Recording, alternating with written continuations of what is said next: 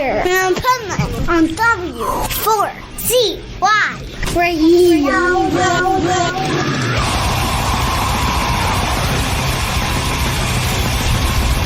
This is Pipeman here on the Adventures of Pipeman W4CY Radio, and I'm here with...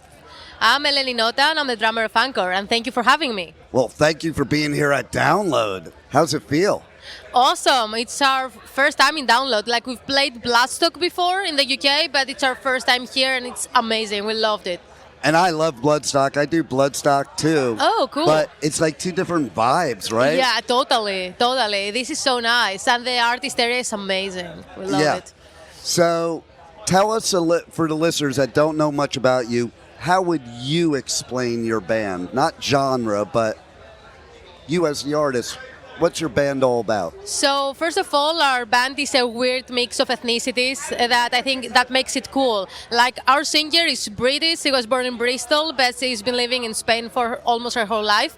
The rest of the band, they're all from Catalonia, Spain, Barcelona, and I'm the only Greek person in the band. So, you know, we're a mix of European, British ethnicities, and I think that also blends into the band as well. We're different people with different styles and personalities.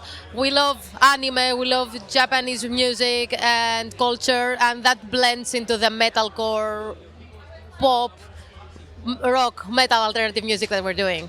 See, I love that you are from different countries, because as somebody that does festivals all over the world, and I've done Resurrection Fest, and I do all the different countries, it is a different vibe everywhere and different influence that comes into it. So that makes you unique, you know? Yeah, I think that's something that I see a lot these days, like bands being multicultural. You see people from all over Europe or the US or wherever, blend into a band. But I think that's super cool that it's happening nowadays. That it's not only people from the same town necessarily that belong to the same band. I think it's important too, because a lot of time nowadays there's so many bands that a lot of them can sound the same if they're one genre from the same place. So a band like yours, I think, brings a lot to the table that I'm sure you guys have conversations of, well, let's do this, and somebody else says,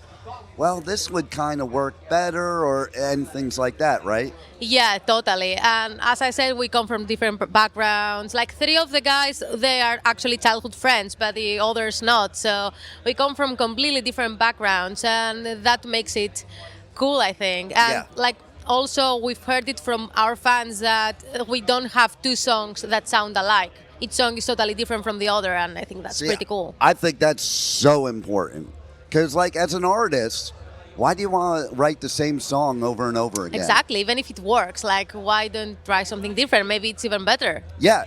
And as an artist, you want to grow, so that means experimenting and going outside your comfort zone and getting better at your craft.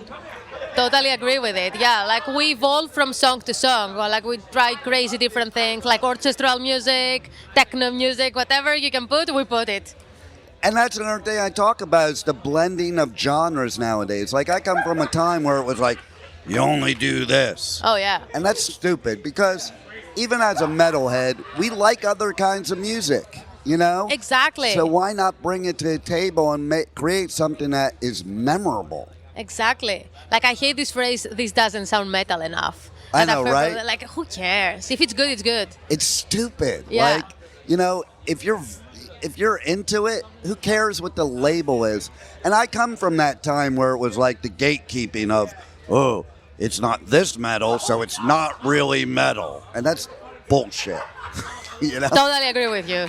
So how did it all start for you? When was that moment in time that you were oh my God, music needs to be my life? So for me personally? Yes. Okay. I was young. I think I was 13. I started playing the drums when I was 12. The first year I didn't take it much seriously. I didn't even think I was good enough. Being a girl in a small island in Greece, everybody told me drums, are you crazy? Why don't you try something different? So, I didn't take it seriously. I thought to do it just for fun because I really love Slipknot and Joy Jordison. Nice. So I was I want to try this. But then I started getting more passionate with it year by year.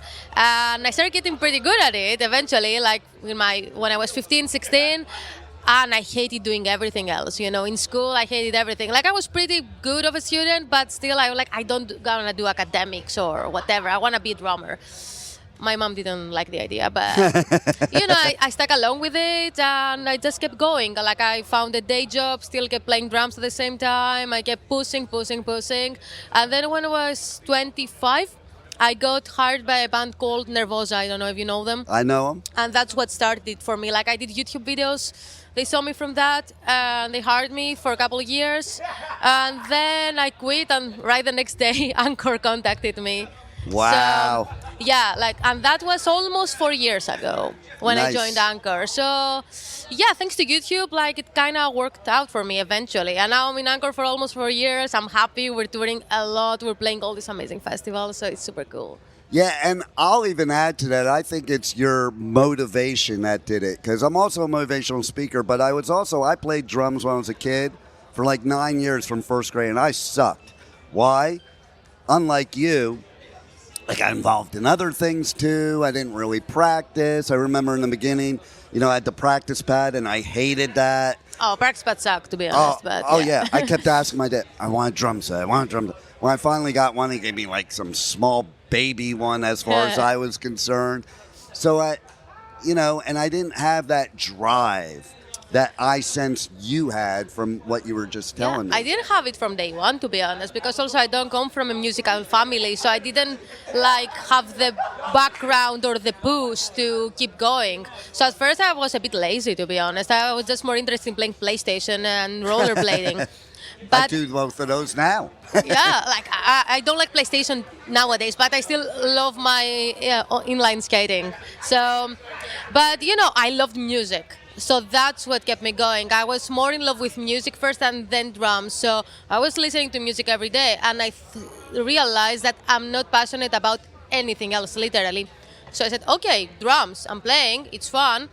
Why not get better at it? And then I kept practicing. I was around that age that you start getting more serious with your life, around your 15, 16, that I said, okay, I'm gonna do this, and I'm gonna do this seriously. And then I kept practicing a lot, and it paid off. But I didn't have the drive from day one. I think if you don't come from a musical background, you need to get older to realize what you want. See, that's good advice for people out there that probably are in the same position you were in, so that they can see that there could be a future if they really want it. Yeah, you just need to work for it. I spent all my summer vacation basically playing drums from an agent on.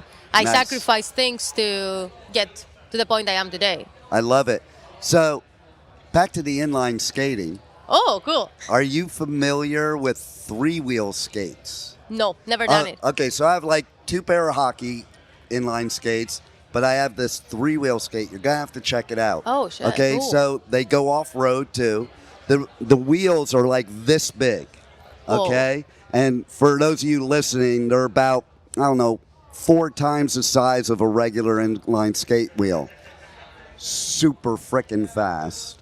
The first time I put them on, I've been skating for many years.